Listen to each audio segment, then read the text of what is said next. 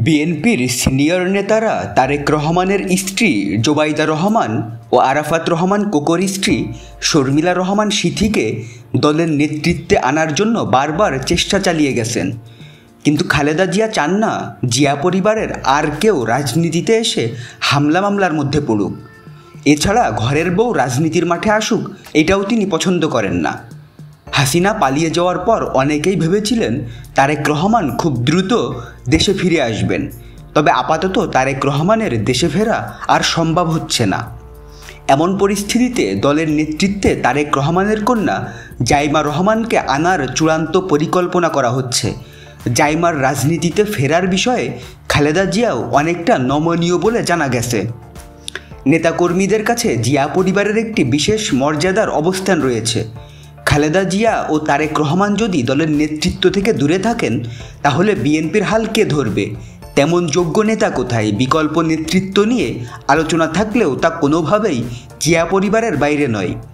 তারেক রহমানের স্ত্রী ডক্টর জুবাইদা রহমান ও আরাফাত রহমান কোকোর স্ত্রী শর্মিলা রহমান সিথিকে দলে ভেড়াতে সিনিয়র নেতারা বারবার চেষ্টা চালালেও শেষ পর্যন্ত হালে পানি পায়নি। এমনকি খালেদা জিয়াও চায়নি ঘরের বউ রাজনীতির মাঠে আসুক। শেষ পর্যন্ত জাইমা রহমানের রাজনীতিতে আসার বিষয়ে সম্মতি দিয়েছেন খালেদা জিয়া।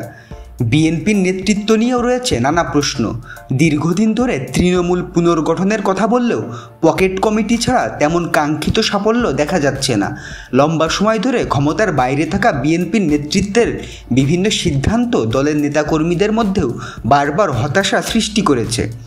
বিভিন্ন পর্যায়ের নেতাকর্মীদের অভিযোগ, বিএনপি ঘুরে দাঁড়াতে না পারার মূল কারণ নিরপেক্ষ ও যোগ্য নেতৃত্বের অভাব। তবে তারেক কন্যা রাজনীতিতে এলে তা স্বাভাবিক ও স্বাচ্ছন্দ্যে গ্রহণ করবেন সিনিয়র নেতারা। তারা মনে করেন নানা কারণে দলের ভারপ্রাপ্ত চেয়ারম্যানের সামনে থেকে নেতৃত্ব দেওয়া কঠিন।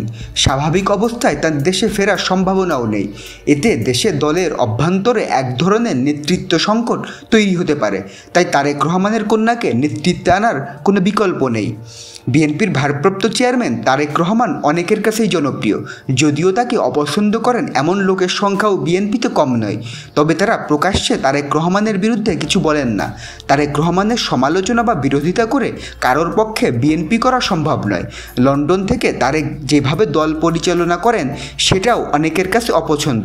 মুখ ফুটে কেউ কিছু না বললেও তাকে নিয়ে উচ্ছ্বাসে ভাটা পড়তে শুরু করেছে।